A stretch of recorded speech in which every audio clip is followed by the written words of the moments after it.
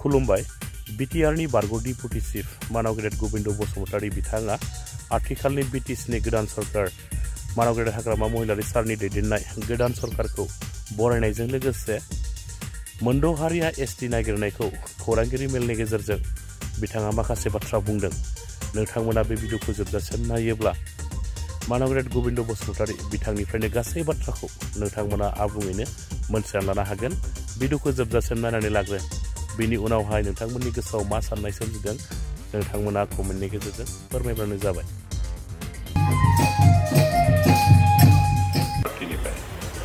बिथांमोननि मेनिफेस्ट'आव स्पष्ट लिरदों जे सिलचर इउनिभारसिटिनि जे एसटि डिमान्ड बेखौ जों रेकमेन्ड खालामगोन। ओरैनो काउन्सिल सरकार हिसाबै एसटि होनोथ' हाया। दा बिसोरो खिन्थु हायाब्लाबो रिकमेन्डेसन पजिटिभ रिकमेन्डेसन हरोबा बिथांमोननि थाखाय प्लास पइन्ट जायो। बिटिसिनि खाथिखालनि जे गोदान सरकार बेखौ बरायदों। गणतन्त्र सरकार सालायनो पार्टिया सोलाय सोल' जायो। पिपल थानाय 5 बोसोर सालायदोंमोन। गोजान थासारिनि गेजेरजों बिटिसिनि 35 लाख सुबुंफोरखौ जों दैदेनबाय थायो पिपल सरकार ओनसोलनि जौगाखांनायनि थाखाय खामानि मावदों। खिन्थु अब्लाबो दिनै रायजो राजाफोरा हयथ' पिपलनि मावनाय दांनायखौ बारा पसन्द खालामाखैबो जानो हागौ, बा पिपला जि नोजोरजों जे लेभेल सिन्था खालामनाय खामानिखौ बिथांमोना बुजिस'नो हायाखैबो जानो हागौ। बेनिखायनो दिनै सरकार सोलायबाय, चेन्ज अफ गार्ड जाबाय, गोदान पार्टिया सरकार दाबाय। जों इउपिपिएलआ सरकार दानो हायाखै। बे इउपिपिएलनि सासे सोद्रोमा हिसाबै पार्सनेलि एसे एनै दुखुआथ' मोनगोन। खिन्थु थेवबो रायजो राजानि जि मेन्डेट जों बेखौ गनायबाय आरो गोदान जि सरकार बेखौ जों बरायदों। मात्र जोंनि खावलायनाया बेनो जे बे सरकार जाहाथे ओनसोलनि जौगानायनि थाखाय, ओनसोलनि गोजोन थासारिनि थाखाय खामानि मावो। आं स्पेसियेलि बिटिसिनि एक्स इलेक्टेड मेम्बार हिसाबै बेखौनो गोजोननाय मोन्दों जे जों देरहायाखै जानांगौ, जों सरकार दानो हायाखै जानांगौ, खिन्थु अब्लाबो दिनै रिजनेल पार्टियानो जे सरकार दाफिनबाय। मानोना गेजेर ससेयाव माखासे नेसनेल पार्टिफ्रा बे सरकार दानानैनो रिजनेल पार्टिफोरखौ गोदना सेथ्रनायनि जि पलिसि लादोंमोन बे जे साक्सेस जायाखिसै आरो रिजनेल पार्टिनि आखायावनो काउन्सिल सरकार थाबाय। बेवहाय आंहा गोजोननाय दं। जों लुगैया जे खुनु नेसनेल पार्टिया काउन्सिलखौ सालायथों, बेखौ लुगैया। जिहेतु मोनसे काउन्सिल दानायाव जोंहा बे ओनसोलनि रायजो राजाफोरनि बर'जों लोगोसे गुबुन गुबुन जाति, गुबुन गुबुन हारिनि सुबुंफ्राबो गोबां सेक्रिफाइस खालामदों, खस्थ' खालामदों। बेनिखायनो बे ओनसोलनि सरकारा रिजनेल पार्टिनि आखायावनो थानांगौ। आरो दिनै इउपिपिएलनि आखायाव गैयाबाबो इउपिएफनि आखायाव फैबाय, बे जोबोद मोजां जादों। बेखौ बेनिखायनो गोजोननाय दं। गोसोआव दुखु दंबाबो पार्टिनि सरकार दोरोदनायाव आंहा पार्सनेलि दुखु दंबाबो, खिन्थु रिजनेल पार्टियानो जे बे ओनसोलनि सरकारखौ सालायफिननायनि मोनसे बिबान मोनबाय, बेहा गोजोननाय दं। दा जों बेनिखायनो बे गोदान पार्टि जाया गोदान सरकार दादों, गोदान पार्टियाव गोदान सरकाराव बिबान लाबाय, बिथांमोनखौ जों खावलायो जे बिथांमोना जि दिन थायो, जिहेतु सरकार थानाय थायैया रायजो राजानि बोर होनाय होयिनि सायाव सोरनिबा गणतन्त्र बेनि नेमखान्थिखौ जों गासैबो गनायलायनांगौ। बेनिखायनो जि बोसोर रायजो राजा बिथांमोनखौ मदद खालामनानै सरकार सालायनो खाबु होगोन। बे समहालागै जोंनि ओनसोलनि गोजोन थासारिखौ जाहाथे बिथांमोना नोजोर होनाय खामानि मावो, जौगानो थाखाय जाहाथे खामानि मावो, बेले बेजे जाहाथे सोमजिया। गोबां समाव गोबां ओनसोलाव जों नुनो हायो जे मालाबा समाव पार्टि लालायनानै खामानि मावो, पलिटिकेल माबा लालायनानै खामानि मावो, पलिटिकेलाइज खालामनो। खिन्थु डेभेलपमेन्ट एक्टिभिटिसखौ जाफुंहोनायाव सरकारनि जिखिनि स्किम बेखौ इमप्लिमेन्ट खालामनायाव बहा मा दरकार बेखौ साननानैसो स्किमफोरखौ इमप्लिमेन्ट खालामनांगौ। खिन्थु पार्टिनि सेहेरा नायलायनानै पलिटिकेलाइज बेसिसाव बेबायदि खामानि मावबा इनाय जायो, बे उचित जाया। बेनिखायनो बे नोजोरखौ लानानै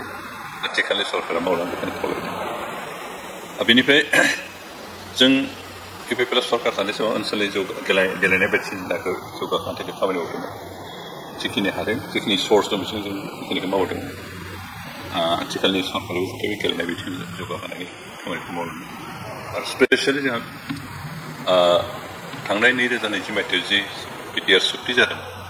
बे सुक्तिनि माखासे गोनां हाबाफारिनिफ्राय मावफुंजानाय जायाखै बेखौ मावफुंनांगोन बेफोरखौ मावफुंनांगोन बेवहाय बे काउन्सिल सरकारनिफ्रायबो थुलुंगा थानांगोन बिथांमोननिफ्राय मोनसे प्रेसार थानांगोन सरकारनि खाथियाव जे बिटिआर एग्रिमेन्टनि नैबे माबाफोर बाथ्राफोरखौ इमप्लिमेन्ट खालामनानै स्टेट गभर्नमेन्ट सेन्ट्रेल गभर्नमेन्टखौ प्रेसार होनांगोन बेखिनि खालामबासो जों जिहेतु काउन्सिलनि रायजो राजाफ्रा बिथांमोननि सायाव दायित्व होबाय आरो बे दायित्वखौ बिथांमोना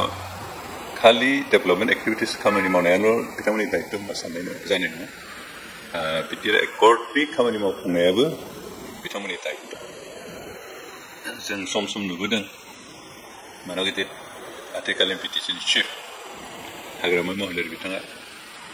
बिटिआर सुक्तिनि दफाफोरखौ इमप्लिमेन्ट खालामग्रा सुक्ति साकर खालामग्राफोरसो खालामो बिथांमोनसो दायित्व होननाय गावखौ बे सुक्ति इमप्लिमेन्टेसन दायित्वनिफ्राय एरखेना थानो नागिरनाय बेथ' थिग जानाय नङा बे जिहेतु दा दुलाराय बिटिआर ओनसोलनि रायजो राजाफोरनिनो इलेक्टेड मोनसे चिफ सरकारनि मोनसे मुरब्बी आरो बेबायदि हिसाबै बिथाङा बे सुक्तिखौ इमप्लिमेन्ट खालामनायनिबो दायित्व बिथांमोना मावफुंनाय मोजां आरो मावफुङोबासो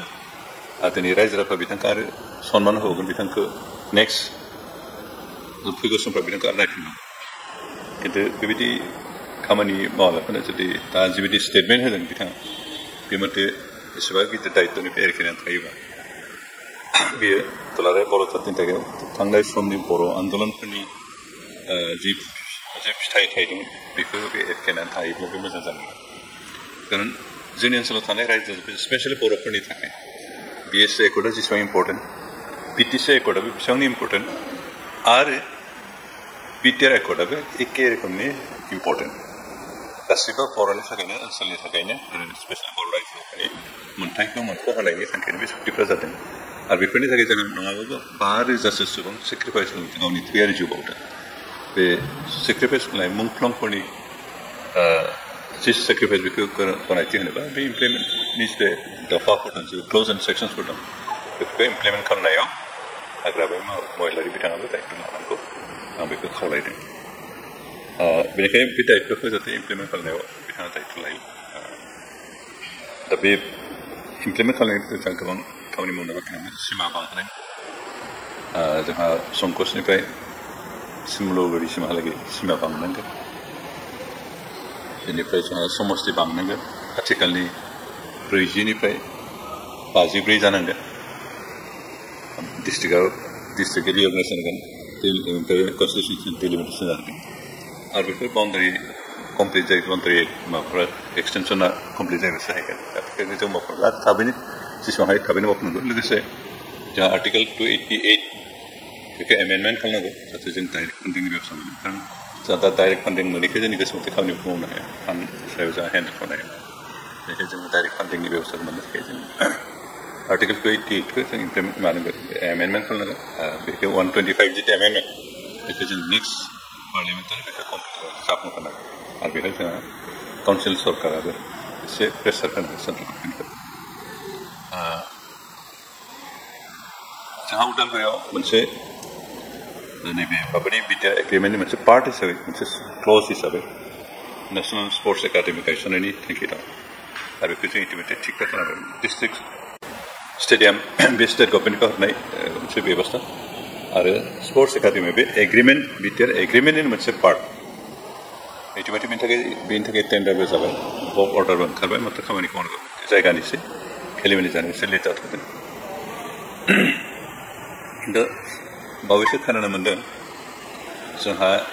बिएफएफनिफ्राय बावैसो गोदान मन्त्रि मोननाय बिथाङा बे स्पर्ट्स एकाडेमिखौ जेरावहाय प्रपज जायगा दंखायो एलटमेन्ट जाखानाय बिनिफ्राय बोखारनानै रौतानि लाइलां एरियायाव लांनायनि मोनसे लाहार फाहार खालामनायखौ नागिरथिंलाबायदों होननाय खोनादों बेखौ खिन्थु उदालगुरिनि रायजो राजाफोरखौनो जों गनायनाय नङा खारन एग्रिमेन्टआव दंखायो जे स्पर्ट्स एकाडेमिखौ उदालगुरियाव गायसननाय जागोन बे उदालगुरि डिस्ट्रिक्टआबो बुङाखै उदालगुरिया होनना बुंदों बेनिखायनो उदालगुरि खाथि खालानो जादों आरो बिनि थाखाय इटिमेटलि जोंहा हाबो एलटमेन्ट जानाय दंखायो नाथाय थांनाय काउन्सिल इलेक्सन खाथियाव जानायखौ बेखौ जों दोनथ'दोंसै आरो बेयो एग्रिमेन्टनि मोनसे पार्ट बेनिखायनो एग्रिमेन्टआव जायफ्रा जड़ित थानाय दल संगठन बिथांमोननि डिसिसन मतेसो जागोन बे सोरबा मन्त्रि दायित्व मोनदों होननानै गावनि गोसो मते फिदिंलाबायनानै लाबथिंलाबायनो नागिरबा बेखौ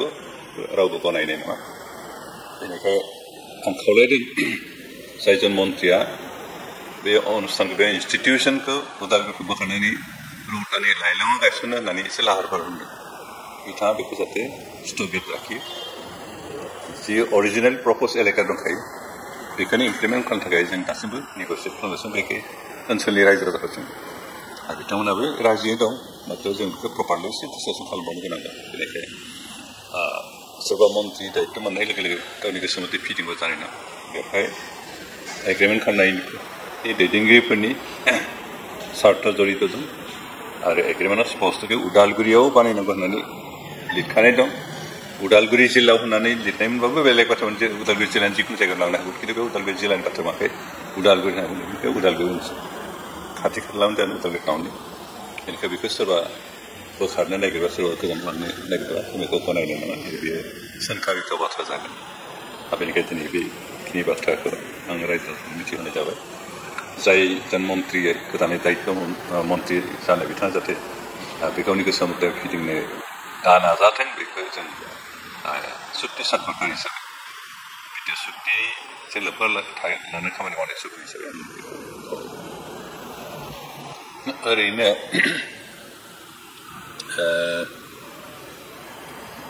नैबे जितु काउन्सिल इलेक्सन बेवहाय आथिखालनि सरकार सालायनाय पार्टिनिफ्राय बिथांमोननि मेनिफेस्ट'आव स्पष्ट दिन्थिदों जे 6 जनगोष्ठीनि जि एसटि डिमान्ड बेखौ जों रेकमेन्ड खालामगोन ओरैनो काउन्सिल सरकार हिसाबै एसटि होनोथ' हाया दा बिसोरो खिन्थु हायाब्लाबो रिकमेन्डेसन पजिटिभ रिकमेन्डेसन हरोबा बे बिथांमोननि थाखाय प्लास पइन्ट जाहैयो बेनिखायनो बे एसे साननो गोनां बाथ्रा जेरावहाय जों माबा जादों ट्राइबेल जोंहा माबा पपुलेसना एसे खम दं आरो दा गोदानै 14 जनगोष्ठी माहायबा जोंथ' हिसाबाव फैनाय नंखाया एक्जिस्टिं ट्राइबेलफ्रा हिसाबावनो फैनाय नङा दा बिसोरो जोंनिखाय मर एडभान्स एजुकेसनेलि ससियेलि इक'नमिकेलि जोंनिखाय बहुत फार बेटार पजिसनाव दं बेनिखायनो जेबो बाथ्रा नङा एडमिसनावबो जों मोनहैनाय नङा साख्रि बाख्रिथ' मोनहैखानाय नङा आरो ओमफ्राय दा एक्जिस्टिं जायफ्रा एसटि बिदों बिथांमोननि बांसिनानो अबिसि एससि हिसाबै सुबिदाफोरखौ मोनखादों मात्र पलिटिकेल रिजार्भेसनखौ बिथांमोना मोनाखै बेल'सो आरो दा बिथांमोननिफ्राय पलिटिकेल रिजार्भेसन लुगैनानैसो एसटि बिदों नङाब्ला जों जिखिनि सुबिदा मोन्दों अबिसिआबो मोन्दों एससिआबो मोन्दों रावबो सुबिदा मोनालाखौनो थायाखै एमअबिसिफ्राबो मोन्दों एडमिसन रिजार्भेसन दं एपइन्टमेन्ट रिजार्भेसन दं गासैबो मोनखादों मात्र दा बिथांमोनहा पलिटिकेल रिजार्भेसन कन्स्टिटुएन्सि रिजार्भेसन मोनाखै बेनिखायनो एसटिआ दा जि रिजार्भेसन मोन्दों दा आसामाव 14ताल'सो माबाया एसटि रिजार्भेसना बे 14ता सिटखौनो सेनो नागिरबावनाय बिदि दा बेखौनो मोननो लुगैनानै बे माथो खालामनाय बेनिखायनो बे जोंनि थाखाय खोब पजिटिभ जाहैयो बेनिखायनो जुदि बिथांमोनहा मेनिफेस्ट' जेनेबा खुगाजों बुंनाय आलादा बाथ्रा जे जोङो रिकमेन्डेसन जोंहा आपत्ति गैया बेखौ खुगाजों बुंनाय आलादा बाथ्रा खिन्थु जेथिया मेनिफेस्ट' स्पष्ट होयो बेखौ मावनोबो गोनां जायो गोदो गोदायब्ला दानिफ्राय हयथ' 30 years बेक 40 years बेक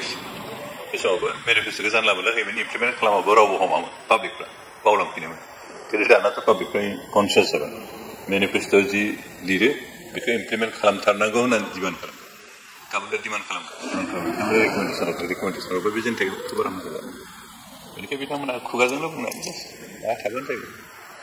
जे जों रिकमेन्डेसन हरगोन दे होननानै बुंनानै खुगाजों बुंनाय खिन्थु जितु मेनिफेस्ट'आ इन रिटेनलि इन ब्लेक एन्ड व्हाइट जेथिया होयो अब्ला बेखौ इमप्लिमेन्ट खालामनो बिदि खालामनो गोनां जायो बे जोंनि थाखायबो मोजां जानो आरो बे रिकमेन्डेसन हरोबा बे डिमान्ड होग्राफोरनि डिमान्डआव वेट मोनसे हैदेरनाय जायो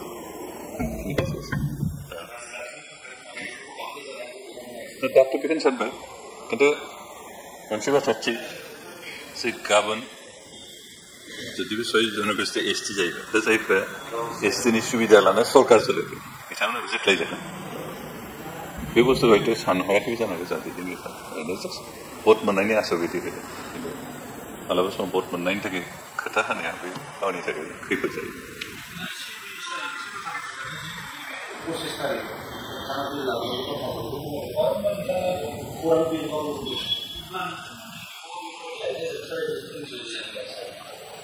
दा जों बे ट्राइबेल MLA जिखिनि दं दासिमहालागै बे इस्युखौ लानानै सावरायलायनाय जायाखै बेखौ सावराय ओरैनो 25 तारिखनिफ्राय जोंहा एसेम्बलि जागोन 25-29 बे समाव सावरायलायगोन सावरायनानै जाहाथे ट्राइबेलनि खहा जाथावै डिसिसन जों लालायनो हायो ना बेखौ जों सावरायगोन खारन जोंहा जनसंख्या हिसाबै खमबाबो आरो जनसंख्या खमखायनो दा खम जनसंख्या बयजोंबो एक्सप्लइटेड साप्रेस्ड आरो अप्रेस्ड बायदि जानायखायनो ब्रिटिशफ्रा बेबायदि जातिफोरखौ प्रटेक्सन होनो थाखायनो बे ST नि बेबस्था लोगोसे 6 सिडुलनि बेबस्थाखौ खालामदों बेनिखाय जों जनसंख्या खमखाय जोंखौ बासायनांगोन आरो बेनि थाखाय जों आयेननि हेफाजाब लानांगोन बेखौ कनस्टिटिउसननि प्रभिजननि बेबस्थाखौ लानांगोन आरो जोंहा दाना 6 सिडुलाव बे बेबस्था होदों आरो ओमफ्राय बे ट्राइबेल बेल्ट ब्लक बेबस्था होदों बेखायनो बे बेबस्थानि गेजेरजों ट्राइबेलफोरखौ प्रटेक्सन खालामनो हानायनि आरो माबाफोर बेनिखाय गोख्रोंसिन लामाफोर दिहुनबायनो हायो नामा बेखिनिखौ जों एसे ट्राइबेल MLA जेरै जोंहा दं कार्बिफोरनिफ्राय दं मिसिंनिफ्राय दं गार'निफ्राय सासे दं राभानिफ्राय सासे गैथ'आ बर'फोर थानाय जों ज' जालायनो सावरायनाय दासिमहालागै सावरायनाय जाथ'वाखै जों सावरायनाय